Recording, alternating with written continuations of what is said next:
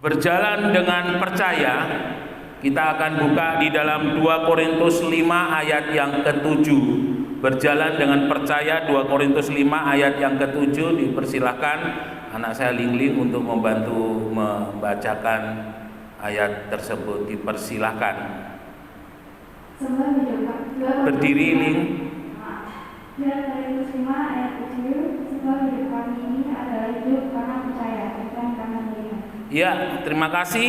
Sebab hidup kami ini adalah hidup karena percaya, bukan karena melihat.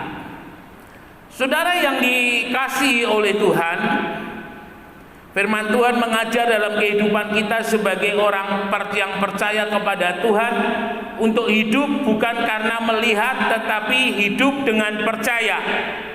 Tentunya yang dimaksud hidup dengan percaya ini adalah hidup yang berjalan bersama-sama dengan Tuhan, hidup yang ada disertai dengan Tuhan. Ya. Nah, ketika berbicara mengenai hidup dengan percaya, hidup bukan dengan melihat, maka kita harus sadar yang pertama, hidup kita harus percaya kepada Tuhan Yesus. Sebelum kita percaya bahwa apa yang Tuhan punya itu bisa kita punya, apa yang Tuhan ada kita bisa ada, terlebih dahulu kita harus percaya kepada Tuhan Yesus yang empunya segalanya, yang empunya semuanya di dalam kehidupan ini. Bapak, Ibu, Saudara sekalian yang dikasihi oleh Tuhan, sebagai dasar kita harus ingat doa orang benar. Jika dengan yakin, jika dengan percaya, jika dengan iman didoakan, maka doa itu akan menjadi doa yang memiliki kuasa yang besar.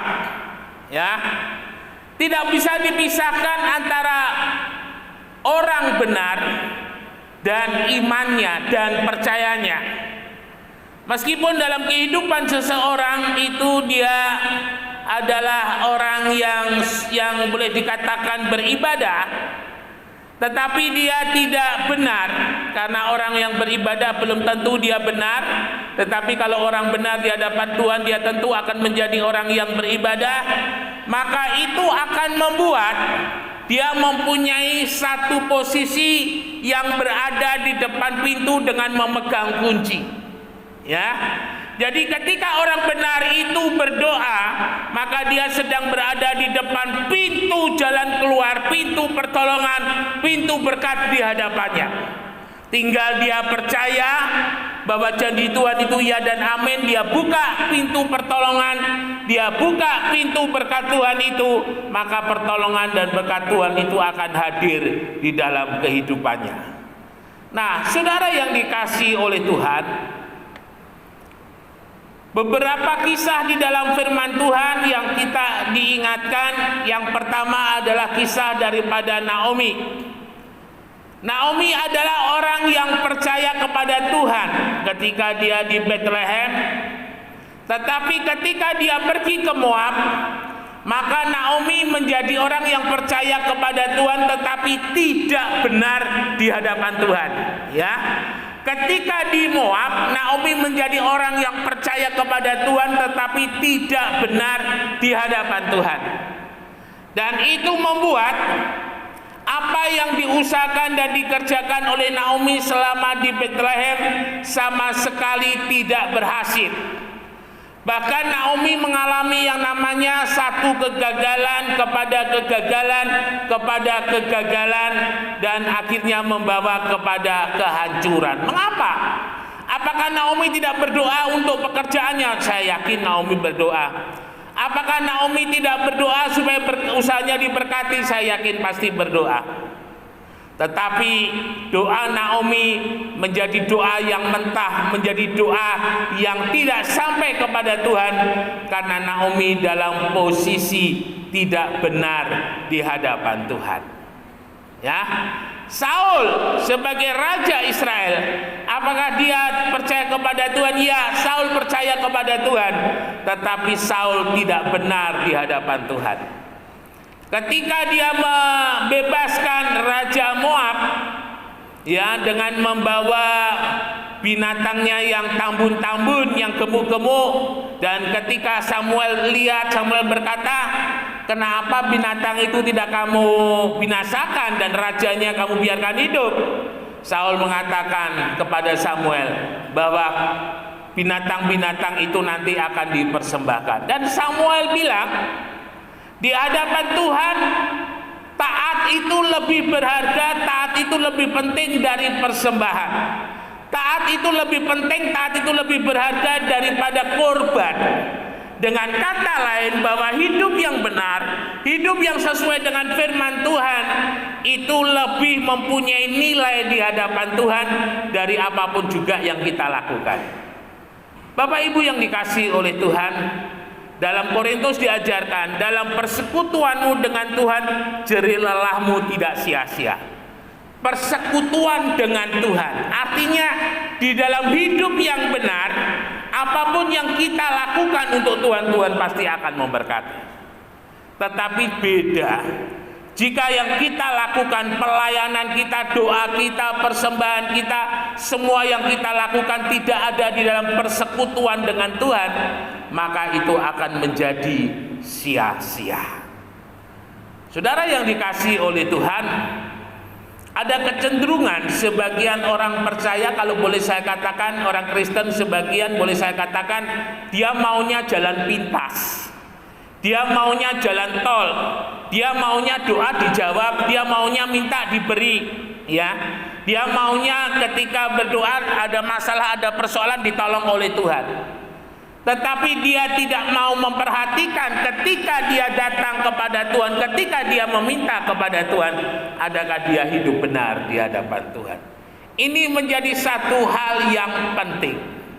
Ini menjadi satu hal yang harus kita bawahi, karena ini menjadi satu syarat yang Tuhan berikan supaya doa kita menjadi doa yang penuh dengan kuasa, supaya apa yang kita minta itu dijawab oleh Tuhan, supaya apapun yang kita kerjakan itu diberkati oleh Tuhan. Saudara yang sekalian yang dikasihi oleh Tuhan, Saul gagal. Terlebih ketika dia menghadapi orang Filistin, dan sebelum perang ada satu syarat yang memang sudah harus dilakukan menjadi ketetapan, mereka harus berdoa bersama-sama dan mempersembahkan korban. Dan yang memimpin doa dan mempersembahkan korban itu harus Samuel, harus nabi. Tetapi ketika pada waktunya Samuel tidak kunjung segera datang, Saul menjadi takut, ya, karena sebagian tentaranya mulai mengundurkan diri, mereka tidak berani berperang kalau tidak berdoa, sehingga Saul berinisiatif memimpin doa itu dan mempersembahkan korban. Dan ketika dia sedang melakukannya, Samuel datang. Dan Samuel menegur mengapa Saul melakukan yang bukan menjadi kewajibannya. Bapak Ibu yang dikasihi oleh Tuhan, seperti hanya berkat Tuhan yang tidak mengenal musim, yang tidak mengenal keadaan dalam hidup kita, maka melakukan perintah Tuhan, melakukan firman Tuhan itu juga demikian. Mengenal firman, melakukan firman Tuhan itu juga harus kita lakukan tanpa mengenal musim, tanpa mengenal keadaan. Apapun keadaan kita, melakukan firman Tuhan itu menjadi sebuah keharusan. Ya, Tuhan mengatakan jangan takut kepada mereka yang bisa membunuh tubuh ini, yang boleh memisahkan tubuh ini, tapi takutlah kepada yang bisa memisahkan jiwa dan roh dalam hidup ini. Bapak Ibu Saudara sekalian yang dikasihi oleh Tuhan Yesus Kristus, ini menjadi satu hal yang penting dalam kehidupan kita. Kita melihat di dalam kehidupan daripada Bapak Abraham. Ketika Bapak Abraham menerima janji Tuhan, Tuhan katakan, kamu harus keluar dari negerimu, dari sanak saudaramu ke negeri yang aku janjikan kepadamu. Apakah Abraham tahu yang dijanjikan oleh Tuhan itu seperti apa? Tidak. Apakah Abraham mengerti apa yang Tuhan janjikan kepadanya itu bagaimana? Tidak. Tetapi Tuhan juga berkata, ketika Abraham mau melakukan apa yang menjadi perintah Tuhan, maka janji-janji berkat Tuhan yang Tuhan ucapkan kepada Abraham itu pasti akan tergenapi. Saudara yang dikasihi Tuhan, setiap orang percaya dalam kehidupan kita mempunyai yang namanya janji Tuhan. Janji Tuhan untuk saya dan janji Tuhan untuk Bapak Ibu Saudara sama. Ya, karena kita mempunyai Alkitab yang sama. Alkitab yang saya baca adalah Alkitab yang Bapak Ibu Saudara baca, meskipun dengan terjemahan yang lain-lain. Artinya apa? Artinya kita mempunyai kesempatan yang sama untuk menikmati hadirat Tuhan, untuk menerima berkat Tuhan, untuk menerima pertolongan Tuhan. Tetapi sekarang yang terpenting dalam hidup ini, seberapa besar kemauan kita juga untuk melakukan perintah Tuhan. Ya, kadang kita begitu mengamini setiap janji-janji firman Tuhan, janji pertolongannya, janji Tuhan yang membuka jalan, janji Tuhan yang menyediakan yang tidak ada menjadi ada, janji Tuhan yang tidak mustahil bagi hidup kita. Ya dan amin kita katakan. Tetapi ketika itu berpulang lagi kepada kita, adakah kita juga hidup menurut firman Tuhan? Maka itu menjadi sebuah pergumulan yang panjang dalam hidup ini. Bapak Ibu Saudara sekalian yang dikasihi oleh Tuhan, ingat baik-baik, yang memelihara janji-janji Tuhan yang kita imani itu setiap hari selalu ada, setiap hari selalu nyata ketika kita hidup melakukan firman Tuhan.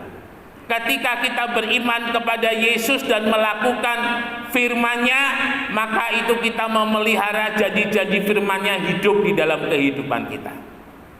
Ya, dengan kata lain, Tuhan yang empunya semuanya, ketika kita tetap kontak, ketika kita tetap menjalin hubungan, maka kita tidak akan malu, kita tidak akan sungkan untuk meminta kepada Tuhan. Dan karena Tuhan tahu kita adalah orang yang dekat dengannya, maka Tuhan akan segera akan memberkati di dalam kehidupan kita. Saudara yang dikasihi oleh Tuhan Yesus Kristus, ketika saya kuliah di STAS di semester yang terakhir, saya ambil keputusan untuk tinggal di luar, ya, ngekos begitu. Karena dengan dalih supaya saya lebih bisa konsen untuk mengerjakan skripsi. Dan tiap bulan ketika ayah saya mengajar, ayah saya selalu memberikan uang saku dan uang SPP. Dan hari itu puji Tuhan, karena ayah saya biasanya hari Jumat, hari Sabtu beliau baru pulang dari Surabaya. Kira-kira 1 jam setelah beliau pulang dari Surabaya, waktu itu ada seorang anak Tuhan yang sakit di rumah sakit Dr. Sutomo, yang biaya pengobatannya ditanggung oleh ayah saya penuh, ya. Dan sebelum beliau pulang tidak ada kebutuhan yang diminta sama sekali. Tetapi puji Tuhan ketika beliau pulang, ya, ibu ini telepon saya, Mas Yun, minta ini ada kebutuhan untuk ini dan ini. Dan setelah saya hitung, kebutuhannya itu persis dengan SPP saya 1 bulan dan uang saku saya 1 bulan. Saudara, menjadi sebuah hal yang dilematis, menjadi suatu hal yang problema bagi saya. Dan yang saya ingat betul waktu itu, saya tidak usaha untuk telepon ayah saya minta supaya segera dikirim uang, ya. Tetapi saya diam pada waktu itu dan saya segera ke rumah sakit Dr. Sutomo dan saya serahkan semua uang SPP saya 1 bulan dan uang saku saya selama 1 bulan itu kepada ibu ini. Dan hari mulai detik itu saya tidak makan sampai 3 hari, saudara. Dan ketika saya tidak makan 3 hari, saya rasa saya tidak kuat karena saya harus kuliah. Saya datang ke asrama dan saya bilang kepada ibu kos, Bu, aku durung maem rong dino iki, artinya 3 hari dengan saya datang itu. Lalu ibu asrama bilang, lu kok iso toh Le? Kalau panggil saya itu Le, gini, mangan gini. Akhirnya diambilkan nasi dan saya makan. Ya, ibu ini bilang, kalau selama belum dikirim uang kamu tidak apa-apa, kamu makan aja numpang di asrama setelah teman-temanmu selesai pulang. Saudara yang dikasihi oleh Tuhan, secara manusiawi itu adalah sesuatu hal yang menyulitkan, sesuatu hal yang menakutkan. Dan waktu itu saya tidak usaha untuk mencari pinjaman uang, tetapi saya menyerahkannya kepada Tuhan. Sampai pada saat itu ketika saya sedang makan di asrama, tiba-tiba saya dibilang Yunias dicari sama Masik. Masik ini adalah pengerja gereja yang ada di Sawahan, dan kalau tidak salah beliau adalah tante dari almarhum pendeta J. Awondatu, ya. Akhirnya saya dipanggil dan beliau banyak cerita, dan singkat cerita hari itu saya diberi wafer 1 kaleng, saudara, tak habiskan akhirnya saya habiskan tinggal separuh, dan separuh saya bagi dengan teman-teman. Lalu Masik bilang, Yunias, kamu mulai nanti ya, setiap hari Selasa atau Rabu kamu bantu Masik pelayanan main gitar. Siap, Mak, saya bilang, ya. Dan hari itu saya mulai ada pelayanan, dan setiap seminggu 1 kali saya bantu, dan mulai hari itu, saudara, tiap bulan saya dapat berkat dari Masik. Jadi artinya di tengah kesulitan, di tengah kesukaran, ketika saya berpegang kepada Tuhan Yesus, maka berkat dan pertolongannya itu tidak pernah berhenti. Nah, ini yang saya maksud, kita berjalan dengan percaya, tidak hanya percaya kepada berkat-berkat Tuhan yang sudah Tuhan sediakan untuk kita terima, tetapi kita lebih percaya kepada Tuhan Yesus yang punya berkat semuanya itu. Karena ketika posisi kita ada bersama-sama dengan Tuhan, sesaat yang namanya penderitaan itu sesaat, yang namanya air mata itu sesaat. Karena apa?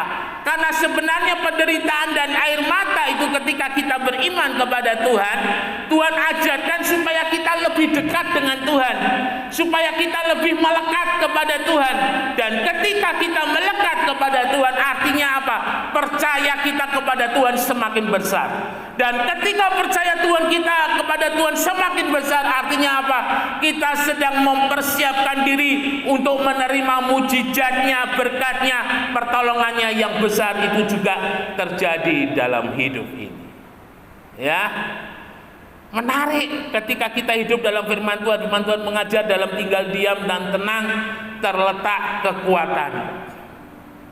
Kemarin istri saya cerita, di sekolah ada tamu seorang bapak-bapak, dan bapak-bapak itu sekitar tahun 2006, ketika waktu itu ibu saya masih gembala dan mengumumkan kebutuhan daripada pembelian tanah parkir, bapak itu bilang di dekat saya dengan keras, apa bisa Mas Yunias beli tanah semahal itu? Tapi hari ini beliau duduk di tanah yang dulu dia ragukan untuk bisa dibeli. Hari ini beliau duduk di tempat di mana yang beliau ragukan untuk bisa kami miliki. Itu luar biasa, saudara. Jadi ketika dalam kehidupan kita sungguh-sungguh beriman kepada Tuhan, maka apa yang tidak mungkin untuk kita miliki itu bisa kita miliki. Apa yang tidak mungkin kita buka itu bisa dibuka. Apa yang tidak mungkin untuk bisa kita selesaikan, maka Tuhan pasti akan menyelesaikan ketika kita beriman kepada Yesus. Jangan hanya beriman kepada berkatnya, oke, tidak masalah. Jangan hanya beriman kepada pertolongannya, oke, tidak masalah. Tetapi lebih daripada itu, yang paling penting dan yang paling utama adalah beriman kepada sumber berkatnya, yaitu kepada Tuhan Yesus. Kalau yang kita pegang sumber berkatnya, maka berkatnya itu pasti akan turun. Ya, ada banyak orang percaya dia salah, yang dia pegang adalah berkatnya, tetapi bukan Tuhannya. Yang dia pegang adalah kesembuhannya, tetapi tidak tabibnya. Yang dia pegang adalah pertolongannya, tetapi bukan Tuhan yang punya kuasa itu. Mari kita balik dalam hidup kita. Ketika kita berjalan, kita percaya kepada Tuhan. Ingat Roma 8:28, Allah turut bekerja. Artinya ketika Tuhan ada bersama-sama dengan kita, ketika kita beriman kepada kita beriman kepada Tuhan, Allah yang turut bekerja, Tuhan Yesus yang turut bekerja dalam segala sesuatu, dalam segala hal, untuk mendatangkan kebaikan, untuk mendatangkan pertolongan, untuk mendatangkan berkat, untuk mendatangkan mujizat, pasti akan terima karena kita sungguh-sungguh mengasihi Dia. Sore hari ini di minggu yang kedua, di hari yang ke-8 tahun 2023, kita coba perbaiki, masih ada kesempatan. perbaiki jalan kita. Ya, karena selama ini jika kita mungkin hanya fokus kepada berkat, fokus kepada pertolongan, fokus kepada mujizat, sekarang kita balik, kita fokus kepada Tuhan, kita fokus kepada Yesus, kita fokus kepada sumber pertolongannya itu, kita fokus kepada sumber berkat itu, kita fokus kepada tabib yang ajaib itu. Dan iya dan amin, tahun 2003 menjadi tahun kemenangan. Tahun 2023 kita boleh melihat apa yang tidak pernah kita pikir, apa yang tidak pernah timbul dalam hati, apa yang tidak pernah kita lihat. Semuanya itu Tuhan sediakan dan Tuhan berikan kepada hidup kita. Ketika kita mempunyai Yesus, kita mempunyai semuanya. Ketika kita mempunyai Yesus, Yesus menjamin semuanya. Ketika kita mempunyai Yesus, kemenangan itu pasti terjadi dalam hidup ini. Terus berjalan bersama Dia, Immanuel, Tuhan Yesus memberkati, beri kemuliaan bagi nama Tuhan. Mari kita sama-sama bangkit berdiri, kita naikkan ucapan syukur di hadapan Tuhan.